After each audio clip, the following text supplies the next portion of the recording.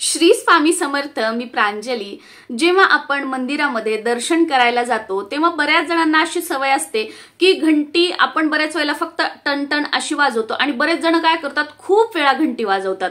आणि बरेच जण म्हणजे दर्शनाला याच्यासोबत गेलो घंटी वाजवणार, सहज मंदिरामध्ये पारावर बसायला गेलो घंटी वाजवणार, मग ती वेळ कोणती आहे, काळ कोणती आहे असं नाही बघणार. तर बघा, तुम्हाला एक गोष्ट सांगते.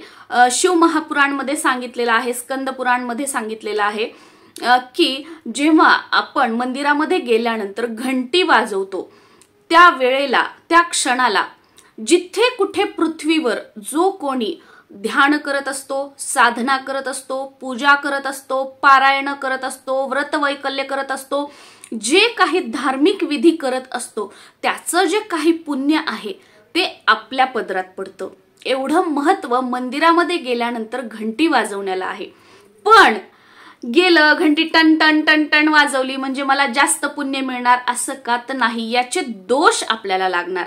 आता गेलं, आता तुम्हाला ही गोष्ट कळाली की मला पुण्य मिळणार म्हणून मी कितीही वेळ वाजवणार असं नाही.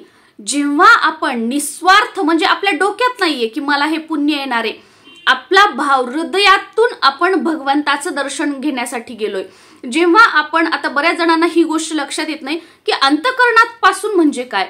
तर बघा, जेव्हा आपण एखाद्या देवाबद्दल, गुरूंबद्दल आपल्या मनामध्ये प्रेम असतं, श्रद्धा असते, तेव्हा त्यांच्या समोर गेले ना की आपल्याला असं डोळे पाणावल्यासारखं होतं, मन गहिवरून येतं, अंगावर काटे येतात. मग त्या वेळेला डोक्यातले सगळे विचार निघून जातात आणि आपण त्या फक्त फोटोकडे, म्हणजे ते मूर्ती असेल, फोटो असेल, त्यांच्याकडे बघतो, त्यांच्या डोळ्याकडे बघतो, फक्त त्यांना बघत राहतो, दुसरं डोक्यामध्ये काहीच नसतं.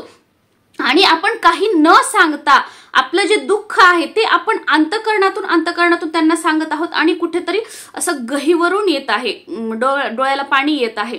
तर हे झालं आपलं अंतःकरण. आणि या भावनेमध्ये जेव्हा आपण मंदिरामध्ये घंटा वाजवतो त्यावेळेला ते सर्व जे पुण्य आहे ते आपल्याला लाभतं.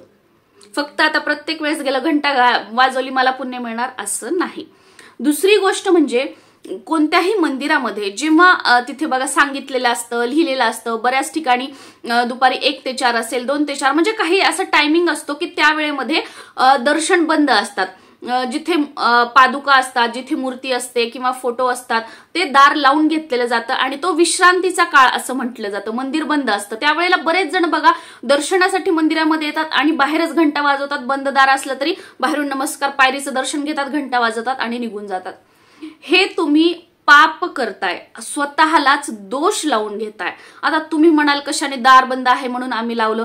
तर बघा, तो जो आहे तो भगवंताच्या विश्रांतीची वेळ मानली जाते आणि बऱ्याच ठिकाणी मंदिरामध्ये लावलेलं सुद्धा असतं की 1 ते 4 मंदिर बंद राहील, 4 वाजता ओपन होईल किंवा 5 वाजता ओपन होईल.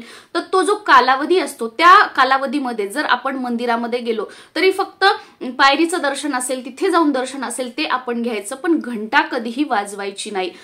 त्यावेळे म्हणजे डिस्टर्ब होतं, त्यावेळेला देव निद्रा अवस्थेमध्ये असतात, त्यांच्या विश्रांतीची वेळ असते, हे काही ते असतं.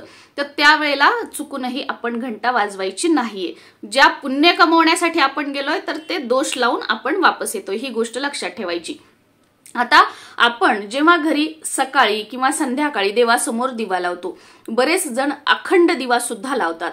मग आपण काय की दिवा लावलेला असावा, देवघरामध्ये दिवा लावलेला असावा, भरपूर दिवे लावलेले असावेत, दिव्याशिवाय देव जे आहेत ते नैवेद्य सुद्धा ग्रहण करत नाही, दिवा लावल्याशिवाय पूजा अर्चना आपली सिद्ध होत नाही, दिव्याशिवाय आपला जो संकल्प आहे किंवा जी सेवा आहे ती पूर्ण होत नाही. अशा बऱ्याच या गोष्टी आपल्याला माहित आहेत. म्हणून आपण काय करतो, देवघरासमोर गेलं, त्याच्यामध्ये बॉटल असते, साईडला तेल टाकायचं, काडी ओढायची, दिवा लावायचा, म्हणजे आपण बाकी गोष्टी बघत नाही.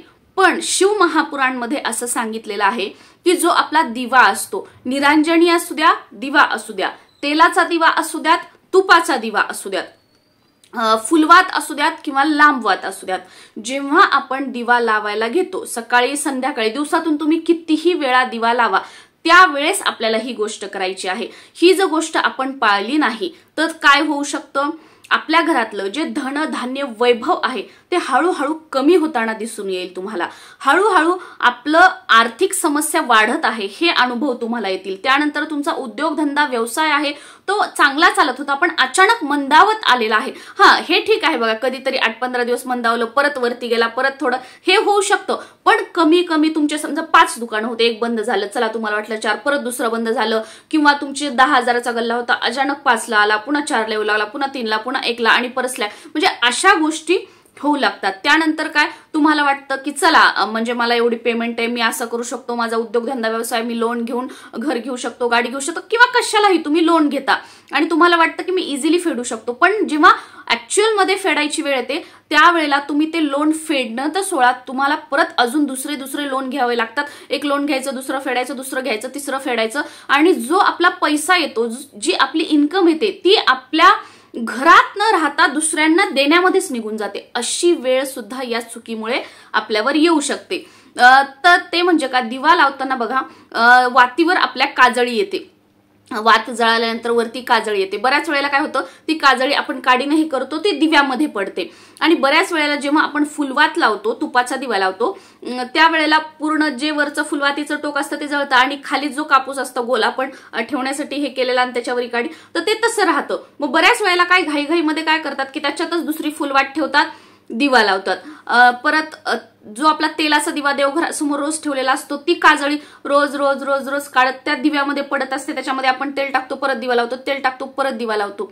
हे केल्यामुळे जी आपल्या घरामध्ये लक्ष्मी आहे ती हळूहळू काढता पाय घेते, याचं जे पुण्य आहे ते आपल्याला मिळत नाही। त्यामुळे शिवमहापुराणमध्ये सांगितलेलं आहे की जेव्हाही तुम्ही दिवा लावता त्यावेळेला त्या दिव्यामध्ये तेल असो किंवा नसो, त्यामधली जी काजळी आहे, जे काळं काळं पडलेलं आहे ते काढून टाकायचं। बऱ्याच वेळेला बघा जेव्हा आपण वात बदलतो तर खाली छोटीशी वात असते, ती काडीनं खाली टाकतो, ती दिव्यातच असते, वरून दुसरी वात टाकतो, दिवा लावतो, हे करतो। तर असं करायचं नाही, त्या दिव्यामध्ये जी वात छोटी पडलेली आहे, ती काजळी पडलेली आहे, ती काढायची आणि त्यानंतर जो आहे दीप आपण प्रज्वलित करायचा। तर जे आपल्याला पुण्य आहे, फळ आहे, ज्यासाठी आपण दिवा लावतो त्या कृपा आपल्याला प्राप्त होतात। त्याचबरोबर दिवा जो आहे तो आठवड्यातून 2 वेळा तरी आपण घासून तो स्वच्छ करून दिवा लावलेला पाहिजे। त्या दिव्याला जेवढं चिकट जे झालेलं असतं, जी काजळी झालेली असते, तसा दिवा आपण लावू, तेवढी दरिद्रता इडापिडा आपल्या मागे लागते, तेवढे संकट आपल्यावरचे वाढत जातात। त्यामुळे दिवा हा नेहमी स्वच्छ असावा। किमान आठवड्यातून 2 वेळा आपण दिवा, तुम्ही समजा आता एकच दिवा असेल तर आठवड्यातून 2 वेळा स्वच्छ करून आपण तो लावायचा, किंवा 2 दिवे ठेवायचे, आठवड्यातून 2 वेळा, हा 3-4 दिवस लावायचा, तो बदलायचा, परत दुसरा लावायचा, या पद्धतीने आपण करू शकतो। असं केलं तर ज्या गोष्टी म्हणजे आपण करत जातोय, सेवा असेल, उपाय असेल, गोष्टी असेल, माता लक्ष्मीची कृपा प्राप्त होण्यासाठी असेल, तर तेव्हा माता लक्ष्मीची कृपा होते, आपल्या कष्टाला, मेहनतीला, नशिबाची साथ मिळते, म्हणजे आपलं जे भाग्य आहे ते साथ देऊ लागतं, असं स्वतः प्रदीप मिश्राजींनी शिवमहापुराणच्या कथेमध्ये सांगितलेलं आहे। श्री स्वामी समर्थ।